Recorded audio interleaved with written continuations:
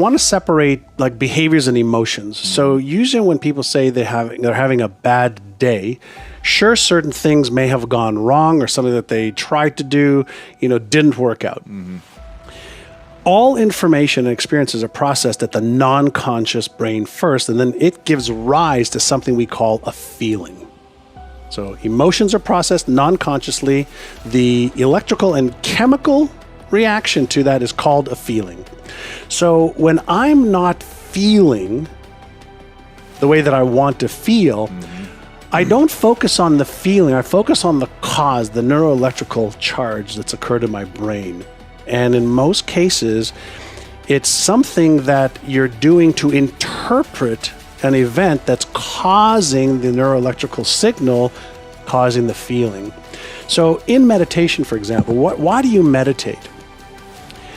Well, obviously, it's great for a whole host of health reasons, whether it's less stress, less lower blood pressure, less cortisol release, etc. But the one thing meditation does more than anything else is it gives you the ability to have a pause of awareness so that you sense what's happening at the non-conscious level. Right. And what's happening outside of you. So when somebody behaves a certain way, it's processed at the non-conscious level, gives rise to your conscious mind for you to respond.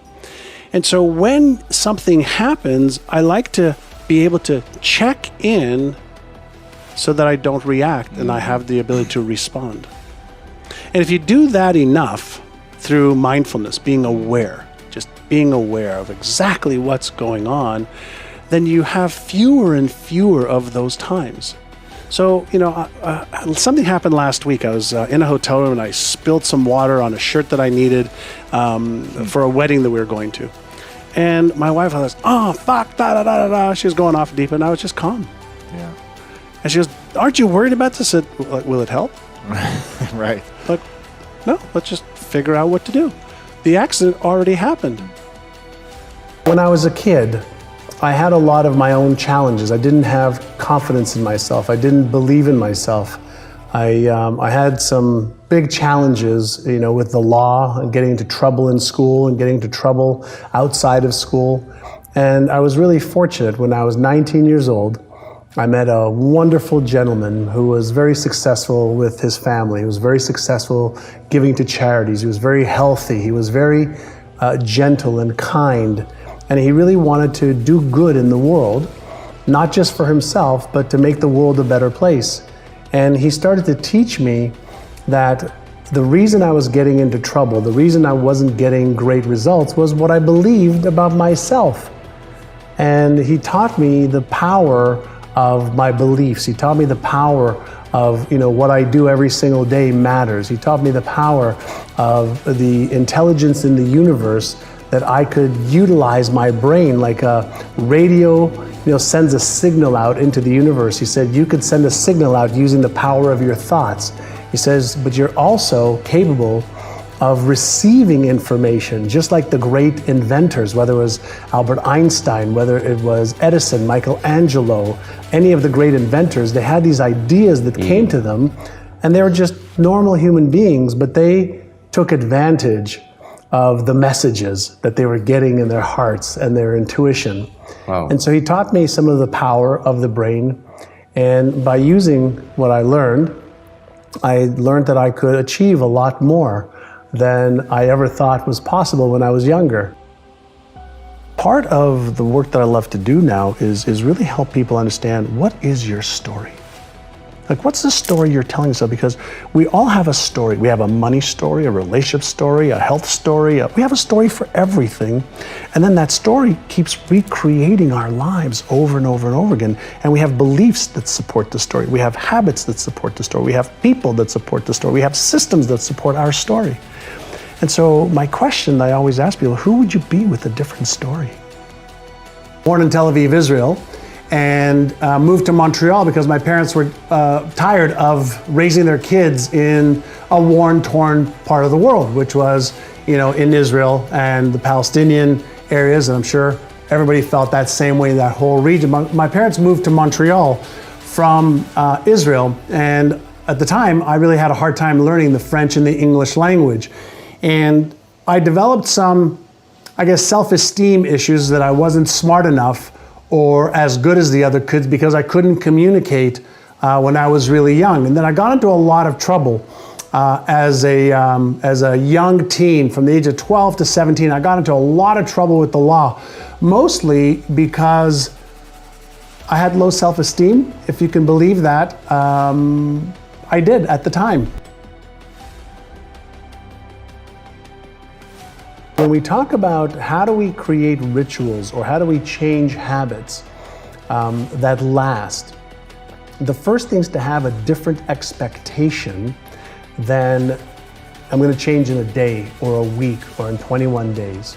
Whenever I try to change anything, my number one rule is 100 days or I don't even start. So if I want to, let's say, stop caffeine, it's a 100-day commitment. So first I make longer-term commitments, and then I design a plan to retrain my brain around the expectation of following through. I make pre-commitments in advance. So if I say, let's say I'm going to stop drinking coffee. I say, okay, I'm going to stop drinking coffee. I commit to it for 100 days. And then I write out, well, what will you do in the morning when you wake up and you want a coffee? What will you do when you're at a restaurant with friends and everybody's having a coffee? What will you do? So you counter any of the behavior when you know the trigger is going to happen. Every habit has three parts to it. There's something that triggers the emotion, there's the behavior, and then there's the neurological and biological reward. So when you understand the habit part of any ritual, you understand that because we are conditioned a certain way, we're going to have a trigger, whether it's a flower, whether it's waking up, whether it's a girl or a guy or children coming home. It triggers a response in the brain or reaction in the brain. Well, if we change the behavior over the course of 100 days, we'll still get the reward. And if we pre-commit to what we're going to do when we say, maybe today I'll have the coffee and tomorrow I won't.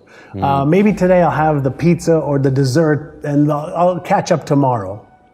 Well, if you pre-commit in advance that you're not going to take that action, then that's step one. Step two is when you have the trigger, if you interrupt the behavior for 1 or 2 or 3 or 4 minutes, you interrupt the neural pattern in the brain also. So you come up with strategies is when I feel like having a coffee or dessert or the pizza or the croissant, okay?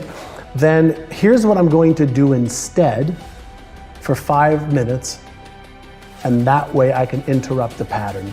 If you do that long enough, you'll start to develop a new neural pattern, you'll start to develop a new behavior, and if you do it for at least 66 days, but preferably 100 days, you'll start to develop a new way of thinking and being and doing that will overshadow the other pattern in the brain.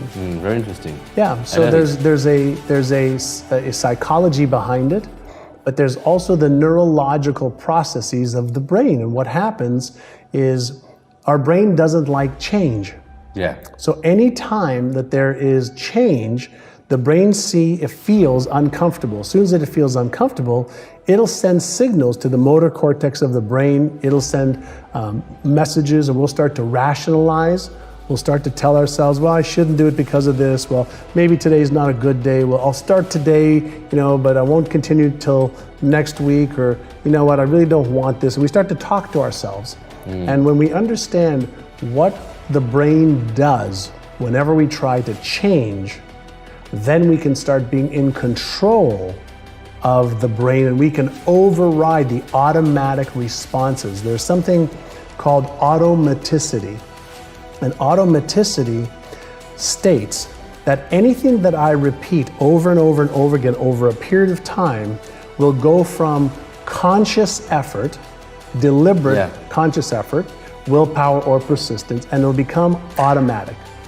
So we just have to know how long that is. And some things take a week, Some things take 60 days. Some habits that people have for 20, 30, 40, 50 years take 200 days.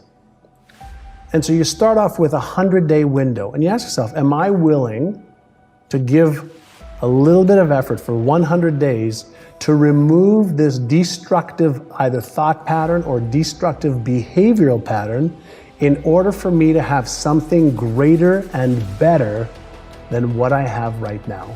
So it's very important. You focus a lot on what you will have or who you will be in the future to keep your motivation. Yeah, if you think about this, one of the best examples that I ever came up with is imagine if I give you a Hollywood script right now, okay?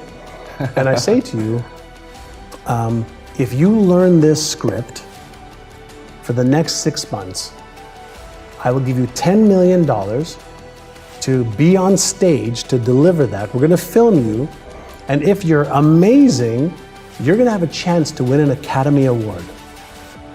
What will you do with the script starting today? I start to learn. You start to learn, you start to read it, you start to emotionalize it, you start to practice it, you start to do everything possible to become something that's in writing.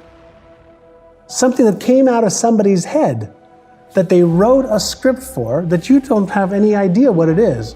But if you made a commitment to becoming that person and you rehearsed it and practiced it every day, you wouldn't get it right the first day or the first week. Or the first month. Or the first month. But if you knew there was a big payday, emotionally, spiritually, financially, and that people would go to the theaters and love to watch it and they'd laugh or cry or be sad and be happy because you were able to take them on a beautiful emotional roller coaster ride, then you would become that role. Yeah. Most people are interested, they're not committed. And the difference is when you're interested, you do what's convenient and what's easy. When you're committed, you do whatever it takes. I love that. Yeah. So, can you repeat it? Sure. When you're interested, you do what's easy and what's convenient for you. Yeah. But when you're committed, I'm going to get that result. You put everything into it until you get the result. This is going back sometimes, I think in 1992 we were stuck, but I knew there was more possibility, there was room for growth.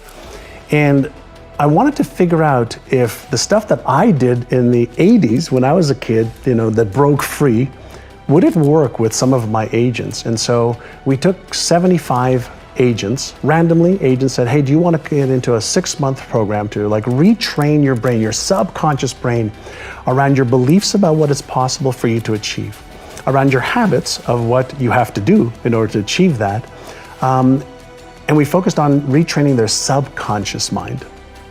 And so for 6 months, they had to go through a process of listening to certain audio tapes, reading certain materials every day, and following the process of training their brain, specifically their subconscious brain, which controls 95 to 98% of all of our thoughts, emotions, and behaviors today.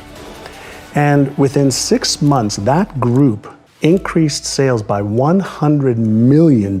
Jesus. $100 million. And I said, holy shit, right? This is working. And so we started to teach. Some of what we teach now in NeuroGym, actually now we have the technologies, we have the systems that are far better than what we did back in the 90s. And we went from 1.2 billion to 4.5 billion a year. And it wasn't because we taught them any more skills to be real estate agents. We taught them how to change the way they thought about themselves. We taught them how to change their habits. Wow.